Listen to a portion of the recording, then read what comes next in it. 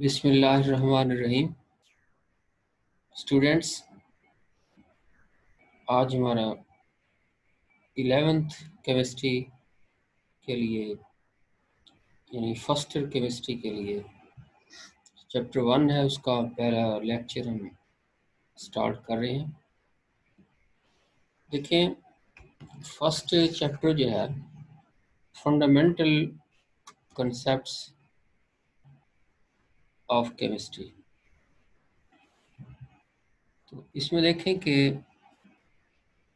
ये जो फंडामेंटल इसके कॉन्सेप्ट्स हैं उसमें जो टॉपिक्स हमने स्टडी करने हैं that is history of atom, जिसमें जॉन डाल्टन का वर्क है।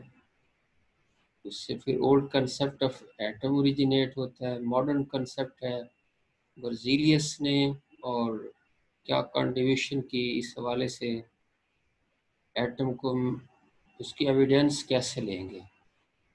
तो ये इसमें हमने पहला टॉपिक जो है इसे स्टडी करना है आज। देखें, हिस्टोरिकली हम इसमें देख ये रहे हैं कि केमिस्ट्री को स्टडी करने जा रहे हैं तो हम जब देखते हैं कि यूनिवर्स क्या ये दो चीज़ों से मिलकर बनी हुई है, one is matter and other is energy. हम सिंपली ये कहेंगे कि study of matter is called chemistry and study of energy is called physics. तो केमिस्ट्री में जो जब इसकी इब्तदा हुई, बर्निंग का जो प्रोसेस यानी फायर जो है आग, इससे हम केमिस्ट्री की इब्तदा शुरू करते हैं। Chemistry study of matter. What is matter? Matter के बारे में एक्चुअली दो थ्योरीज जो हैं ये हम नोट करते हैं। One is discontinuous theory of matter and other is continuous theory of matter. लेकिन दोनों में फ़र्क ये है, डिसकंटिन्यूअस थ्योरी ऑफ मैटर के जो हामी थे वो ये कह रहे थे कि मैटर जो है ये छोटे छोटे ज़रात से मिलकर बना हुआ है, इसकी एक अल्टीमेट एंड है। यानी अगर आप मटेरियल को छोटे छोटे पीसेस में कट करते जाएं तो अल्टीमेटली एक ऐसी स्टेट पर आप पहुंचेंगे कि जिसमें आप मज़ीद उसे तकसीम नहीं कर पाते। तो ये दरअसल है डिसकंटिन्यूअस थ्योरी ऑफ मैटर। तो बहुत सारे अर्ली स्टेज के इंडियन और ग्रीक जो फिलासफर्स थे वो इस नज़रिए के हामी थे। Democracies is one of among them। जो कंटिन्यूअस थ्योरी ऑफ मैटर है उसके मुताबिक मैटर कंटिन्यूअस है, स्मॉलर साइड पर इससे आप कट करते जाएं कहीं पर भी ना ख़त्म होने वाला लामुतनाही सिलसिला है, मैटर कहीं भी ख़त्म नहीं होगा। तो देखें, ये जैसे मैंने कहा कि इंडियंस और ग्रीक जो फिलासफर्स थे दे वर थिंकिंग कि ये एटम जो है डिसकंटिन्यूअस थ्योरी ऑफ मैटर से रिलेटेड है। डेमोक्रेटिस का हमने जिक्र किया, तो इसने ही दरअसल ये कहा कि अगर मटेरियल को आप कट करते जाएं छोटे छोटे हिस्सों में, फाइनली हम एक ऐसी स्टेज पर पहुंचेंगे कि एक ऐसा स्मॉल पार्टिकल उससे अपीयर होगा शायद जिसे आप मज़ीद कट भी ना कर सकें और उसे मज़ीद आप देख भी ना सकें। ग्रीक में उसके लिए वर्ड क्या था? एटमॉस, जिसके मीन है indivisible, that can not be seen and that can not be further divided. तो इसी एटम को यही कहा गया कि ये मज़ीद तकसीम भी नहीं हो सकता और हम इसे मज़ीद देख भी नहीं सकते। अब साफ ज़रा ये एक थ्योरेटिकल आइडिया था, इसमें कोई एक्सपेरिमेंटल एविडेंस मौजूद नहीं थी। अच्छा देखिए, इन्हीं बातों को सामने रखते हुए 17th सेंचुरी में, अब आप देखें कि गैप को देख लें कि बिफोर क्रिस्ट से लेकर ये फिर 17th सेंचुरी में जो है आकर कुछ पॉइंट्स एटम के हवाले से नोट किए गए।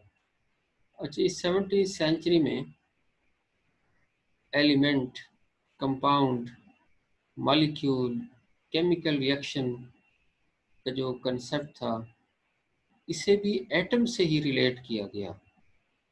और इन्हीं चीज़ों को सामने रखते हुए डाल्टन ने 1808 में आकर अपनी एक बाकायदा थ्योरी पेश कर दी। और डाल्टन्स की जो एटॉमिक थ्योरी थी उसके मुताबिक कि जो मैटर है ये स्मॉलेस्ट पार्टिकल्स पर मुश्तमिल है, जिसमें हम उसे एटम का नाम देंगे। अच्छा, फिर ये जॉन डाल्टन जो हैं इस बात को भी वाज़ेह कर रहे थे कि law of conservation of matter and law of definite proportion जो है, इसे भी आप एटम के साथ एक्सप्लेन कर सकते हैं। तो डाल्टन ने जो अपनी एटॉमिक थ्योरी पेश की उसके मेन पॉइंट्स दर्ज झैल हैं। Matter consists of atoms as basic units. Atoms of same element are identical in properties, especially mass, and atoms of different elements have different properties, especially mass. और अहम बात कि atom take part in chemical reactions. ये इसके main points थे। ये देखें कि हम देख रहे हैं इक्वेशन में कि ऑक्सीजन जो है वो कंबाइन कर रही है हाइड्रोजन के साथ, और इससे फिर हम हासिल कर रहे हैं वाटर मॉलिक्यूल को हासिल कर रहे हैं। अब इसे देखें कि यहाँ पर हम आकर एटम को डिफाइन इस तरह से कर देंगे। ये जो ओल्ड आप कहें कि कंसेप्ट था एटम का, डाल्टन थ्योरी के मुताबिक कि atom is smallest particle of an element which can take part in a chemical reaction, may or may not exist independently। तो एटम की जो एग्जांपल्स थी आप लिख सकते हैं, हीलियम का लिख दें, नियॉन लिख दें, ये तो इंडिपेंडेंटली एग्जिस्ट कर सकते हैं। नाइट्रोजन, ऑक्सीजन, हाइड्रोजन, क्योंकि ये मॉलिक्यूल की सूरत में, डाई एटॉमिक मॉलिक्यूल की सूरत में एग्जिस्ट करते हैं, तो ये फिर अलहदा एक सिंगल एटम की सूरत में एग्जिस्ट नहीं कर पा रहे होंगे। अच्छा, फिर इसके बाद देखें कि ये डाल्टन थ्योरी के बाद 19th सेंचुरी में आकर एटम का जो एक मॉडर्न कंसेप्ट था वो हमारे सामने आया। इसमें क्या था कि एटम को यानी मज़ीद तोड़ लिया गया। ये मज़ीद सब एटॉमिक पार्टिकल्स, जिसमें इलेक्ट्रॉन सबसे पहले, फिर प्रोटॉन, फिर न्यूट्रॉन को डिस्कवर किया गया। इब्तदाई ये थे, इसलिए इन्हें फंडामेंटल पार्टिकल्स हम कह देते हैं। इसके अलावा hyperons, neutrinos, anti neutrinos, more than 100 particles एक एटम के अंदर एग्जिस्ट करते हैं। अब तो बल्कि हम ये भी कह देते हैं कि इनसे मज़ीद छोटे यानी इलेक्ट्रॉन, प्रोटॉन या neutron, they consist of quarks. और क्वार्क्स जो हैं वो मज़ीद छोटे ज़रात पर मुश्तमिल हैं। तो एटम का जो एक मॉडर्न कंसेप्ट है उसके मुताबिक हम यही कहेंगे कि now atom is small particle of element, not smallest, and may or may not exist independently and enter into a chemical reaction। तो ये एक इसकी मॉडर्न डेफिनेशन हो जाएगी इसके लिए, एटम के लिए। अब इसी में देखें कि जब ये सारी बातें हो रही थी एटम के हवाले से, साइंटिस्ट को बाज़ का जल्दी भी होती है। चाह ये रहे थे कि इनकी जो बात है कि matter consist of small political atoms, तो इसकी ये जो बात है ये पूरी दुनिया में किसी तरह से फैल जाए। बर्जीलियस जो है ये भी इन्हीं के साथ शामिल हो गए। अब बर्जीलियस ने क्या काम किया कि इसने दो कंसेप्ट से ओरिजिनेट किए। एक एटम्स को, एलिमेंट्स के लिए उनके एटॉमिक मासेस का कंसेप्ट दिया। दूसरा उसने सिंबल्स फॉर एलिमेंट्स का कंसेप्ट दिया। अब देखें ये सिंबल और एटॉमिक मास का एटम के साथ क्या ताल्लुक है, ये बात मैं समझा दूं आपको कि सिंबल जो था, मसलन कार्बन के लिए सी, हाइड्रोजन के लिए एच, ऑक्सीजन के लिए ओ, इससे मुराद ये था कि C H O represent one atom of carbon, hydrogen और ऑक्सीजन, यानी जहाँ ये सिंबॉलिक रिप्रेजेंटेशन है वहाँ ये एक एटम को भी रिप्रेजेंट कर रहा है। और अगर मैटर स्मॉल पार्टिकल्स एटम्स पर मुश्तमिल है तो फिर किसी एक एलिमेंट के तमाम एटॉमिक एटम्स जो हैं उनकी मासेस को भी एक जैसा होना चाहिए। तो इस वजह से उसने एटॉमिक मासेस का कंसेप्ट भी दिया। अब देखें ये सारी चीज़ें फेवर कर रही थी किस कंसेप्ट को, एटम के कंसेप्ट को। अब सिर्फ एक चीज़ रह गई थी कि एटम अगर वाकई इस तरह से है जैसे ये बयान किया जा रहा है तो फिर इसकी एविडेंस हमें देना होगी। बुनियादी तौर पर ये 17वीं सेंचुरी में आकर जो साइंटिस्ट हैं उन्होंने एक बात तय की कि जो भी आइंदा हम साइंटिफिक वर्क की बात करेंगे वो एक्सपेरिमेंट्स और ऑब्जर्वेशंस की बुनियाद पर होगा।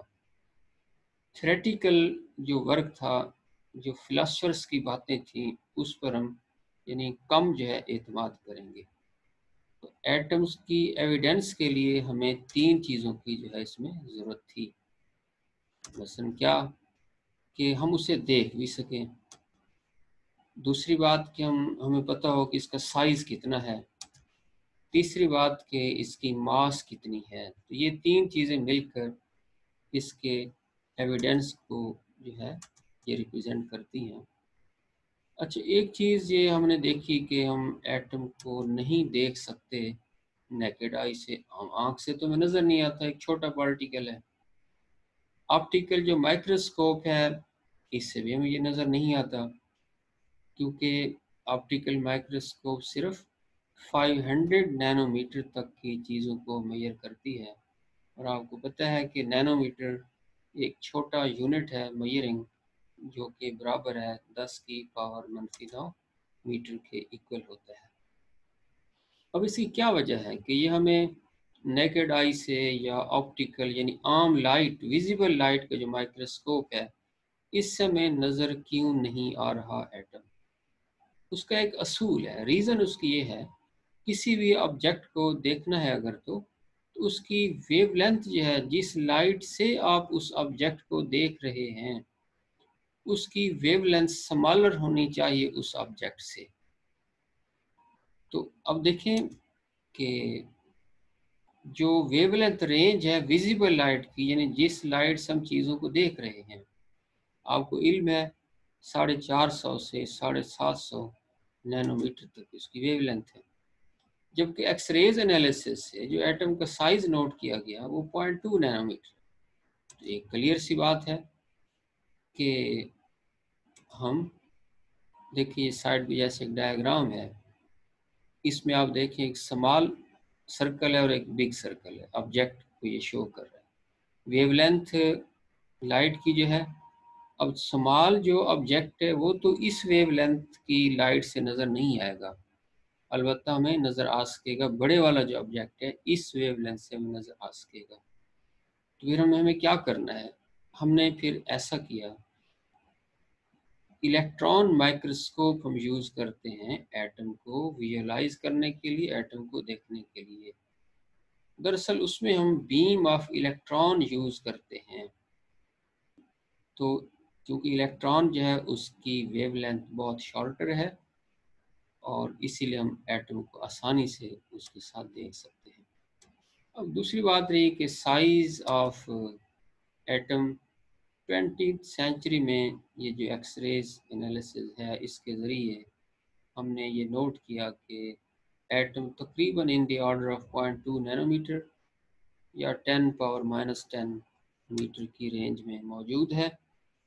अब मास ऑफ एटम जो थी, ये 10 पावर -27 से -25 किलोग्राम के बराबर मुख्तलिफ जो एटम है एलिमेंट्स के, और इसका जो यूनिट उस वक्त मास मेजर करने के लिए था वो एटॉमिक मास यूनिट है।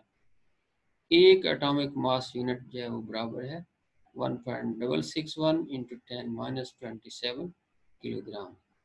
तो देखें, जब इलेक्ट्रॉन माइक्रोस्कोप से ग्रेफाइट के साथ एक फुल स्टॉप लगाया गया, यानी ग्रेफाइट में ये जो कच्ची पेंसिल जिसे आप कह देते हैं, तो इसमें तकरीबन जो है कितने होते हैं, 2 मिलियन एटम्स इसमें मौजूद होते हैं। Thank you very much.